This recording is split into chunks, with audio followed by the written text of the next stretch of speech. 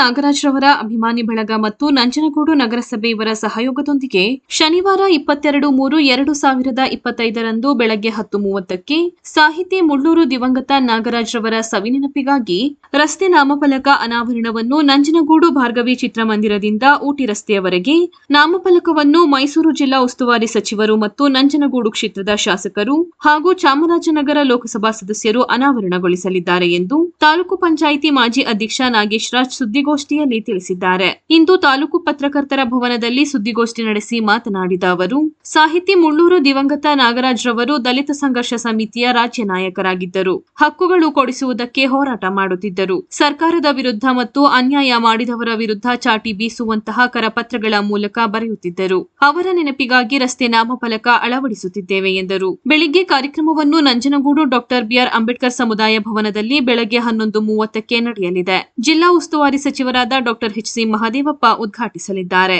ಕ್ಷೇತ್ರದ ಶಾಸಕ ದರ್ಶನ್ ಧ್ರುವ ನಾರಾಯಣ್ ಅಧ್ಯಕ್ಷತೆ ವಹಿಸಲಿದ್ದಾರೆ. ಚಾಮರಾಜನಗರ ಲೋಕಸಭಾ ಸದಸ್ಯರಾದ ಸುನಿಲ್ ಬೋಸ್ ಭಾವಚಿತ್ರಕ್ಕೆ ಪುಷ್ಪಾರ್ಚನೆ ನೆರವೇರಿಸಲಿದ್ದಾರೆ. ಮುಖ್ಯಾತಿಥಿಗಳಾಗಿ ನಂಜನಗೂಡು ನಗರಸಭೆಯ ನೂತನ ಅಧ್ಯಕ್ಷರಾದ ಎನ್ ಶ್ರೀಕಂಠಸ್ವಾಮಿ, ಮಾಜಿ ಶಾಸಕ ಕಳಲೆ ಕೇಶವಮೂರ್ತಿ, ಮಾಜಿ ಶಾಸಕ ಹರ್ಷವರ್ಧನ್, ಮುಖ್ಯ ಭಾಷಣಕಾರರಾಗಿ ವಿವಿ ಮೈಸೂರು ಡೀನ್ ಹಾಗೂ ಪ್ರಗತಿಪರ ಸಾಹಿತಿ ಡಾಕ್ಟರ್ ಎಂಎಸ್ ಶೇಖರ್ ಮತ್ತು ವಿವಿ ಮೈಸೂರು ಎಂಬಿಎ ಪ್ರಾಧ್ಯಾಪಕರಾದ ಡಿ ಆನಂದ್ರವರು ಭಾಗವಹಿಸಲಿದ್ದಾರೆ. ಕರ್ನಾಟಕದ ಕೇಂದ್ರೀಯ ವಿವಿ ಕಲಬುರಗಿ ಪ್ರಾಧ್ಯಾಪಕರಾದ ಡಾಕ್ಟರ್ ಅಪ್ಪಗೆರೆ ಸೋಮಶೇಖರ್ ಭಾಗವಹಿಸುತ್ತಾರೆಂದು ತಿಳಿಸಿದರು.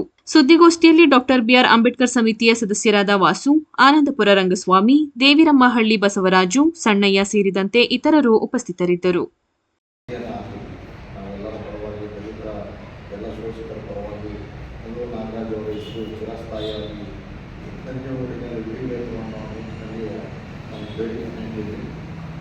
ಇವಾಗ ನಮ್ಮ ಶ್ರೀಕಂಠ ಸ್ವಾಮಿಯವರು ಅಧ್ಯಕ್ಷರಾದ ಮೇಲೆ ಅದಕ್ಕೆ ಮತ್ತೆ ಚಾಲನೆ ಕೊಟ್ಟು ಅವರ ಒಂದು ಒತ್ತಾಸೆ, ನಮ್ಮೆಲ್ಲರ ಒತ್ತಾಸೆ, ಎಲ್ಲ ಸ್ನೇಹಿತರು ಮತ್ತು ಮುಳ್ಳೂರು ನಾಗರಾಜವರು ಜೊತೆಗೆ ಇದ್ದಂಥ ಒಡನಾಡಿಗಳು ಮತ್ತು ಅಭಿಮಾನಿಗಳೆಲ್ಲ ಸೇರಿ ಮತ್ತೆ ಅದನ್ನು ಗಮನ ಅಂತ ಬಂದಾಗ ಅವರು ಅತ್ಯಂತ ಶ್ರಮವಹಿಸಿ ಮತ್ತು ಎಲ್ಲರೂ ನಾಗರಾಜವರ ಹೆಸರು ಯಾವುದೇ ವಿರೋಧಾಭಾಸವನ್ನು ವ್ಯಕ್ತಪಡಿಸ್ತಾರೆ.